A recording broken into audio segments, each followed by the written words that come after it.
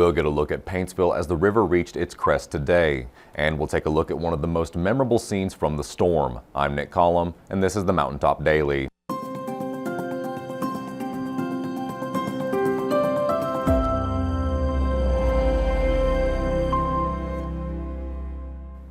While most communities had already seen the flood surge come and go by the time we woke up this morning, one town on the Levisa Fork was still waiting for the inevitable. Sheldon was in Paintsville as it began and spoke with the city and county leaders about the disaster.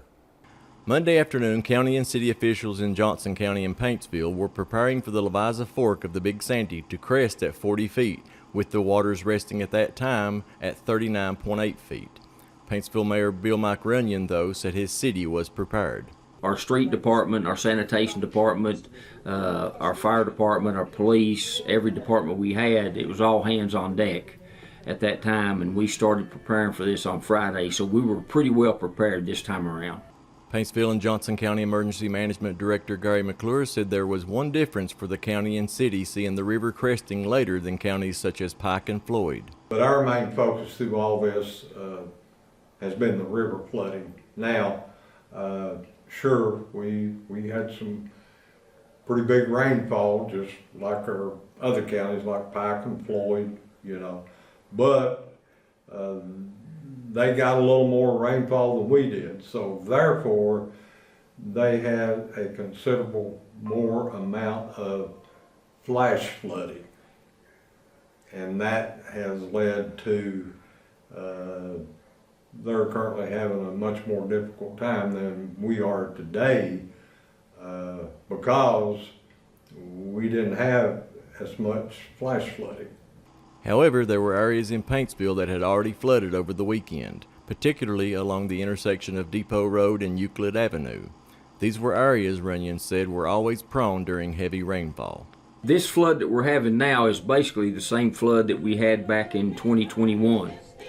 In 2021, I think it crested at 39.72, and it looks like this one is going to crest around 1 p.m. today at 40.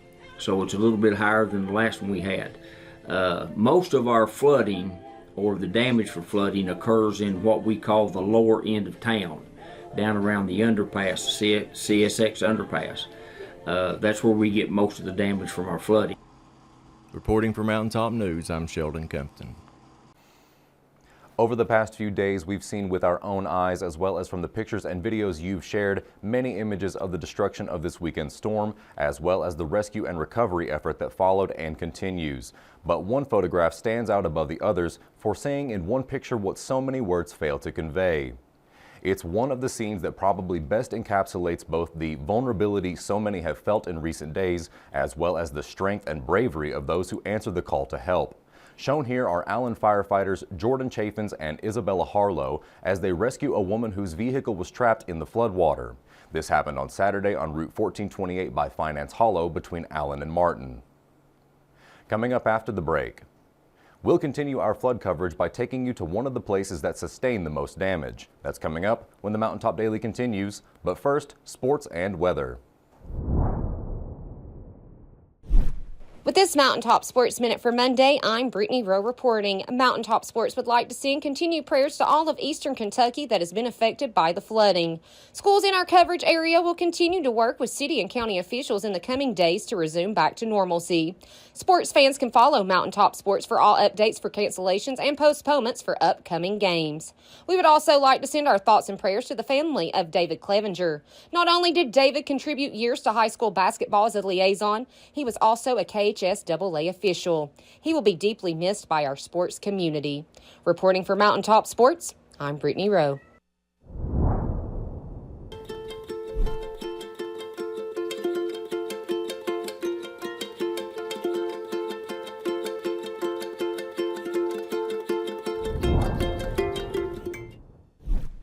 What makes Appalachian Wireless different isn't just our reliable service or great deals, it's our people.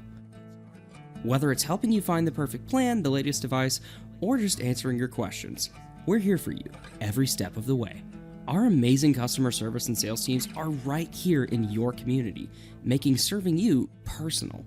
At Appalachian Wireless, you're not just a customer, because we know you. We are you. We are Appalachian Wireless.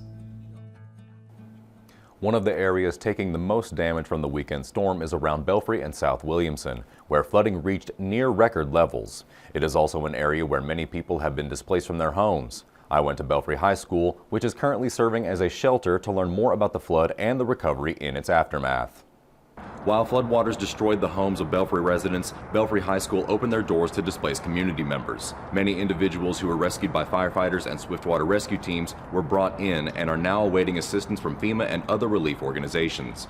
Belfry High School Principal Boo Hager tells us more. As we got more people come to our emergency shelter that we set up, you could tell these people, most of them, if not all, I would say 98, 99% of them were rescued by boat. Swiftwater rescues, a lot of them. So these were people that came, without really anything, the bare necessities. And the place that we have set up, it's not perfect by no means, but it's somewhere warm, it's somewhere safe.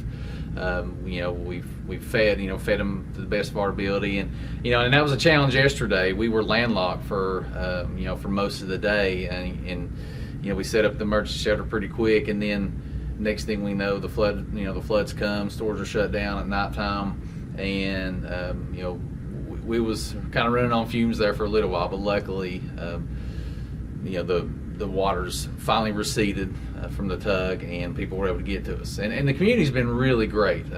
So many people have reached out to us wanting to help, and that's the beauty of living in Belfry, Eastern Kentucky. I think it's just the culture of wanting to help people. While many families lost their homes and possessions, they are thankful to live in a community that bands together in a time of crisis. Those staying in the Belfry High School gymnasium are being provided with food, water, and hygiene products. Made me feel real good to know that that these officers and the fire department and the Kentucky State Police and everyone, they were able to come together. They were making us hot dogs out of the concession stand. They had to get drinks and things for us all and make sure that we had what we needed the best to their ability, because everything was flooded. Everything was closed, even Walmart, gas stations, all closed down.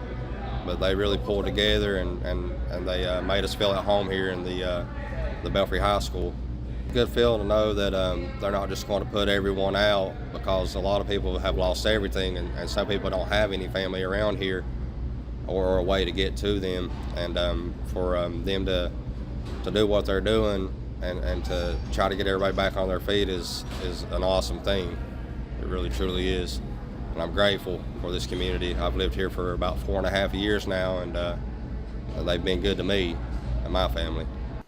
That will do it for this edition of the Mountaintop Daily. Be sure to check us out at 6 p.m. every weekday on Mountaintop TV, the Mountaintop TV app, and the Mountaintop News Facebook page. With your Mountaintop Daily, I'm Nick Collin for Mountaintop News.